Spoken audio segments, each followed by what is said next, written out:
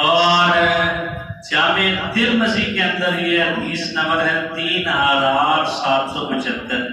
حضرت یعلا بن قرہ فرماتے ہیں قال رسول اللہ صلی اللہ علیہ وسلم حسین منی و انا من حسین من احب حسینا احب اللہ من احب حسینا حسین صرف من الاسباط۔ حضور علیہ السلام نے فرمایا کہ حسین مجھ سے ہے، میں حسینی ہوں، اور اللہ اس سے پیار کر جو حسین سے پیار کرتا ہے۔ یعنی اللہ اسی بندے سے پیار کرتا ہے جو امام حسین سے پیار کرتا ہے۔ پیار سچا ہو، صرف دعویٰ نہ ہوتی دوسری قوم کی طرح، دوسری قوم کا صرف دعویٰ ہے۔ حتیٰ کہ صحابہ کا ذکر وہی صورت میں، حتیٰ کہ ہمارے بھی کچھ شیخ الاسلام نام کے لیے کہتے ہیں اوہو 10ویں محرم کو شہادت کے حسین کے لیے حضرت امیر معاویہ کا ذکر کر دیا۔ یہ کون سی بڑی بری بات ہوگی؟ صحابہ کا ذکر کرنا اہل بیت سے جدا نہیں، اور اہل بیت کا ذکر صحابہ سے جدا نہیں، یہ تو دونوں آپس میں شیر و شکر ہے۔ اگر کوئی 10 محرم کو صحابہ کا ذکر کر دیتا ہے تو وہ خارجی اور ناسبی نہیں ہو جاتا، اور اگر کوئی 18 ذوالحج کو حضرت علی المرتضیٰ کی غدیر خاک والی حدیث من قلت مولا حالفا کہ مولا بیان کر دیتا ہے، وہ جو ہے ناسبی نہیں ہو جاتا، وہ رافضی نہیں ہو جاتا۔ تو بات یہ ہے کہ ان کی محبت ایک دوسرے سے جڑی ہوئی ہے۔ حضور علیہ السلام نے فرمایا الہی اس سے پیار کر جو حسین سے پیار کرتا ہے، اور حسین کی محبت کا حقیقی معنی میں کون سچا ہے اس کو آپ حسین کی اولاد کی زبانی سمجھیں۔ امام زین العابدین کے بیٹے ہیں امام زید، امام محمد باقر کے بڑے بھائی، اور بہت بڑے عالم جو ہے، آپ عالم بھی ہیں اور بہت بڑے مجاہد۔ جس طرح امام حسین نے یزید کے خلاف خروج کیا، اور اسی طرح امام زید نے ہشام کے خلاف خروج کیا، اس نے بھی یہی ساری صورتحال بنائی ہوئی تھی جو یزید نے بنائی ہوئی تھی۔ تو امام زید کے پاس فوج بڑی، صبح جنگ ہے ہشام کے ساتھ جو وقت کا بادشاہ ہے جیسے یزید تھا، تو رات کو اس کے پاس لوگ آ گئے مسئلہ پوچھنے کے لیے، یہی ذہن رکھنے والے اور یہی کوفی بے وفا، اور یہی آج بات ہم کر رہے ہیں۔ آگے مسئلہ کیا پوچھتے ہیں کہ ہم نے آپ سے ایک بات پوچھنی ہے، اگر آپ اس کا جواب دے دیں۔ انہوں نے کہا کیا ہے؟ کہا ابو بکر اور عمر کے بارے میں تمہارا کیا خیال ہے؟ تو حضرت امام زید نے بڑی اعلیٰ تعریف کی ابو بکر اور حضرت عمر کی، تو سارے پیچھے ہٹ گئے، جیسے امام حسین سے پیچھے ہٹ گئے، کوفیوں نے امام مسلم بن عقیل کے ہاتھ پر بیعت کرنے کے بعد چھوڑ دیا امام حسین کا، ایسے ہی وہ سارے پیچھے ہٹ گئے۔ صبح کو امام زید کو ہشام نے قتل کیا، آپ کی لاش کو 3 مہینے لٹکائے رکھا۔ یہ ظلم اہل بیت کے ساتھ ہوئے، لیکن کس وجہ سے ہوئے؟ اہل بیت حق کے ساتھ کھڑے۔ یہ بھی کہہ سکتے تھے کہ چل کل جنگ کر لیتے ہیں، آج ان کو نرم سا فتویٰ دے دیتے ہیں ابو بکر اور عمر کے بارے میں کہ چلو جی ان کی بات چھوڑو، آج نہیں بات کرتے پھر کر لیں گے، کل جنگ تو کرو۔ یہ نہیں کہا، سیدھی بات کی، ابو بکر اور عمر کے دشمن کو وہاں جواب دیا، ساری قوم پیچھے ہٹ گئی جو شیعہ نے رکھنے والی تھی۔ امام زید کو شہید کیا گیا، یہ حسینی کردار ہے۔ تو حضور علیہ السلام نے فرمایا کہ حسین منی وانا من الحسین، حسین مجھ سے ہے، میں حسین سے ہوں۔ حسین کا کردار کیا ہے وہ آپ کے سامنے۔ تو جو حسین سے محبت کرے گا پھر کیا ہوگا؟ اللہ کے محبوب علیہ السلام نے فرمایا احب اللہ من احب حسین، جو حسین سے پیار کرے گا اللہ اس بندے کے ساتھ پیار کرے گا۔ اس حدیث میں حضور نے فرمایا حسین مجھ سے ہے اور میں حسینی۔ آپ بھی حسین کی بارگاہ میں نذرانہ عقیدت کے لیے سارے مل کے پڑھ لیں، یہ دل بھی حسینی ہے، یہ جان بھی حسینی ہے، یہ دل بھی حسینی ہے، یہ جان بھی حسینی ہے، الحمد کے اپنا تو ایمان بھی حسینی ہے۔ اس بات کو آپ نے کے ذہن میں ہے کہ حضور علیہ السلام نے اپنی آل کے ساتھ محبت رکھنے والوں کی شان یہ بیان کی کہ وہ جنت میں حضور کے ساتھ ہوں گے، حضور والے مکان میں جنت میں رہیں گے، حضور کے خدام بن کر اتنی عالیشان جنت میں رہیں گے۔ اور اس حدیث میں حضور نے فرمایا جو حسین سے پیار کرتا ہے اس کی اتنی بڑی شان ہے کہ اللہ اس سے خود پیار کرتا ہے۔ جو اب آل رسول کا بغض رکھتے ہیں سینے میں، دو طبقے، تو ان کے لیے کتنی بڑا حضور علیہ السلام کا فرمان ہے، مستدرک الصحیحین ہے یہ میرے ہاتھ میں، اور اس کے اندر حدیث نمبر 4712 ہے، اور امام نووی فرماتے ہیں علی شرط مسلم، امام مسلم بن حجاج قشیری صحیح مسلم والے کی شرطوں پر بالکل حدیث صحیح ہے۔ حضور علیہ السلام کیا فرماتے ہیں؟ کہتے ہیں نبی علیہ السلام نے ارشاد فرمایا فلولا ان رجلا سفر بین الرکن والمقام فصلى وصام ثم لقي الله وهو مبغض لاهل بیت محمد دخل النار۔ حضور علیہ السلام نے فرمایا جو حجر اسود اور مقام ابراہیم کے درمیان، حجر اسود اور مقام ابراہیم کے درمیان مصلی بچھا لے اور ساری زندگی وہاں نماز پڑھے اور روزے رکھے۔ آپ کو پتہ ہے حجر اسود وہ پتھر ہے، حضور نے فرمایا جو اس کو چومتا ہے اس کی سفارش کر کے جنت میں لے کے جائے۔ اور مقام ابراہیم کے بارے میں حضور نے فرمایا وَاتَّخِذُوا مِن مقام ابراہیم مصلی، رب یہ فرماتا ہے کہ اس کو جائے نماز پڑھو، وہاں نماز کی قیمت عام جگہوں سے زیادہ ہے۔ پھر کعبۃ اللہ بھی سامنے ہو، یہ دونوں چیزیں جو عمرے پہ گئے تو بالکل کعبے کے ہیں سامنے، ان کے درمیان میں کعبہ کو بھی دیکھ رہا ہے، حجر اسود کو بھی دیکھ رہا ہے، مقام ابراہیم کو بھی دیکھ رہا ہے۔ پھر ایک دو دن کی حضور نے فرمایا ساری زندگی وہاں نماز بھی پڑھے روزہ بھی رکھے، ساری زندگی ایسے گزار دے وَهُوَ مَبْغَضٌ لِأَهْلِ بَيْتِهِ، اگر اس کے دل میں میری اہل بیت کا بغض ہے دخل النار، اللہ اس کو جہنم میں داخل کرے۔ یعنی اہل بیت کے ساتھ پیار کرنا اتنا نہایت ہی ضروری امر ہے جو نماز سے بھی بڑھ کر ہے، روزے سے بھی بڑھ کر۔ بیت اللہ کی ایک نماز 1,00,000 کے برابر ہے، ساری زندگی نمازیں پڑھے تو پتہ چلا کہ نماز اور روزے سے بھی پہلا نمبر کس چیز کا ہے؟ محبت اہل بیت کا ہے، جو ہم نے اپنی اولادوں کو سکھائی۔ تو یہ تو تھی شان اہل بیت اور مقام امام حسین۔ اب آپ پیغام امام حسین سماعت کریں، یہ میرے ہاتھ میں کتاب ہے البدایہ والنہایہ، وہ آپ کے سامنے لگی ہوئی ہے، پوری 20 جلدوں میں امام ابن کثیر کی 774 ہجری میں امام ابن کثیر کی وفات ہے، اس سے پہلے یہ کتاب لکھی ہے۔ سمجھ لیں آپ 7 صدیوں سے زائد ہو گئے اس کتاب میں۔ اس کتاب میں پورا ڈیٹیل میں سارا واقعہ لکھا اور راویوں کے لحاظ سے حتیٰ کہ امام حسین کے ساتھ صحابہ کی وہ محبت کے تذکرے جو 2 دن میں پڑھتا رہا، اس کتاب کو یہ پوری 8ویں جلد اسی بات میں لکھی، تو بڑی شاندار باتیں ہیں، لیکن وقت کے اندر وہ گنجائش نہیں کہ آپ کو سارے سنائی جائیں۔ اس بات کی طرف آتے ہیں کہ امام حسین کا کربلا جانے کا مقصد کیا تھا اور امام حسین کیوں گئے، اس بات کو صرف ہم نے سمجھنا ہے اور پیغام حسین کو اپنے ذہنوں میں بٹھانا ہے۔ امام تبری نے بھی لکھا، امام تبری نے اپنی کتاب کی جلد نمبر 5 صفحہ نمبر 401 پر لکھا کہ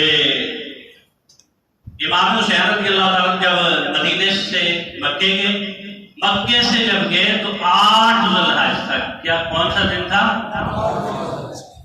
8 ذو الحج کو یوم ترویہ ہوتا ہے۔ راوی فرماتے ہیں کہ ہم مینا میں جا رہے تو امام حسین کوفہ کی طرف جا رہے تھے۔ اتنی بڑی قربانی حج کا دن ہو، اور وہ امام حسین جن کے بارے میں صحیح روایات میں آتے ہیں آپ نے 25 حج بیان کیے، اور وہ ایسے موقع پر حج کو چھوڑ کے جا رہا ہے تو پھر سمجھے مقصد کوئی بہت بڑا ہے، اگر عام مقصد نہیں ہے۔ امام حسین وہاں سے نکلے، ایک مقام پر ہے جو قادسیہ ہے، اور وہاں مقام بیضا پر آپ کی ملاقات ابن زیاد کے سپاہی اور اس کے جرنیل حر بن یزید سے ہوئی۔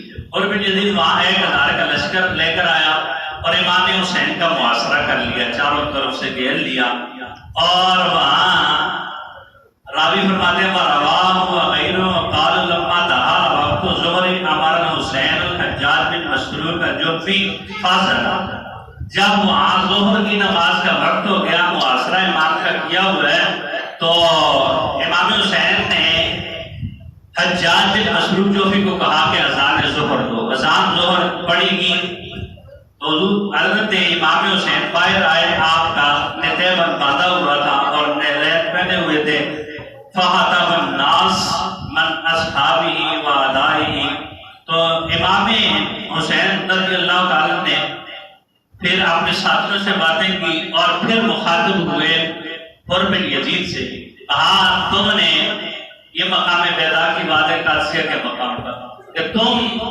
اگر چاہو تو ہمارے ساتھ اور کی نماز پڑھ لو، چاہے تو اپنی جماعت کرا ارادہ پڑھ لو۔ یہ ابن زیاد کا صفحہ یہ یزید کی حکومت میں، تو حر بن یزید نے کہا ہم نماز آپ کے ساتھ ہی پڑھیں گے، لیکن معاملہ ہمارا یزید کے ساتھ ہے، کیونکہ تنخواہ ہم اس کی لیتے ہیں۔ آج کل بھی کئی لوگ تنخواہ سے مجبور ہوتے ہیں اور حق بات کہنے سے، یہ تنخواہ بھی اور نوکری بھی بڑی عجیب چیز ہے۔ سامنے حسین ہو اور حسین خود بیان کر رہے ہو کہ میں نے اپنے نانا سے سنا، اور پھر بھی پڑھے نماز بھی امام حسین کے پیچھے۔ آج بھی کئی ایسے لوگ ہیں کہ نمازیں تو حسینیوں کے پیچھے پڑھتے ہیں تو معاملات سارے یزیدیوں کے ساتھ ہیں، تو لیکن اس وقت کا پھر بھی وقت اتنا تھا کہ امام حسین نے جتنی باتیں کی حر بن یزید اور ان کے سارے لشکر نے سنی۔ آج تو اگر جو آج کا یزید ہے وہ تو بات بھی نہیں سننا چاہتا۔ مجھے ایس پی وہاں مسلم ٹاؤن میں کو کہنے لگا کہ یہ تو آپ ساتھ کے لیے نکلے، میں اس کو سمجھانے لگا کچھ، تو کہنے لگا ہم آپ کی تقریر نہیں سن سکتے۔ میں نے کہا نہ سنو، لیکن بات یہ ہے کہ اس وقت کا جو یزیدی لشکر تھا وہ کم از کم حسین کی بات نہیں سن رہا تھا، لیکن بات تو سن رہا تھا اگرچہ عمل نہیں کر رہا تھا، لیکن سامنے امام حسین تھے۔ یہ بھی بڑی بات ہے کہ حسین کے پیچھے نمازیں پڑھ کر بھی بندہ معاملہ یزید کے ساتھ رکھے، پھر ہم یہ کہیں گے یہ ہمارے ساتھ لوگ نہیں چلتے، اس کی بات نہیں، اس کی پرواہ کیے بغیر جو چلتا ہے اس کو کہتے ہیں یہ حسینی مشن کا وارث ہے۔ تو امام حسین رضی اللہ عنہ کے ساتھ ظہر کی نماز بھی پڑھی، عصر کی بھی پڑھی، کہنے لگا ہم معاملہ جو ہے وہ یزید کے ساتھ رکھیں گے، لیکن جو ہے اب آپ کی بات سن رہے ہیں، نماز بھی آپ کے پیچھے پڑھ رہے ہیں۔ پھر وہاں امام حسین نے ان ازعار یزیدیوں کو اور سمیت جو خطبہ ارشاد فرمایا اور انہوں نے پوری بات سنی۔ امام حسین نے فرمایا من رأى سلطانا قال رسول اللہ صلی اللہ علیہ وسلم من رأى سلطانا جائرا مستحلا لحرم اللہ ناقصا لعهد اللہ مخالفا لسنت رسول اللہ یعمل فی عباد اللہ بالاسم والعدوان فلم یغیر ما لا بفعل ولا قول کان حقا علی اللہ یدخلہ مدخلہ۔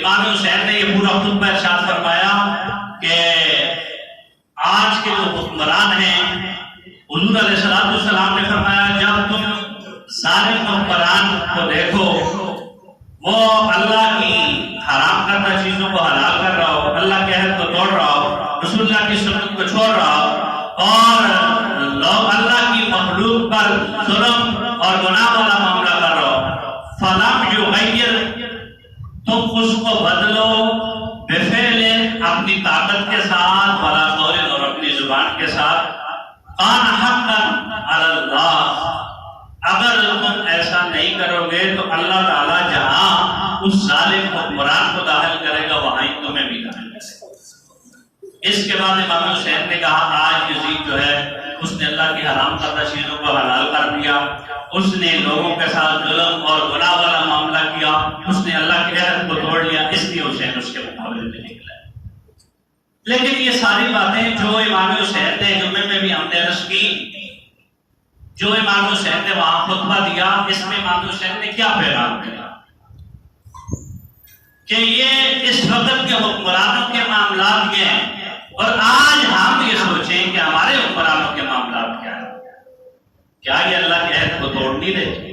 کیا یہ اللہ کے حرام کردہ سود کو حلال کر رہے؟ قوم کو بے وقوف نہیں بنا رہے؟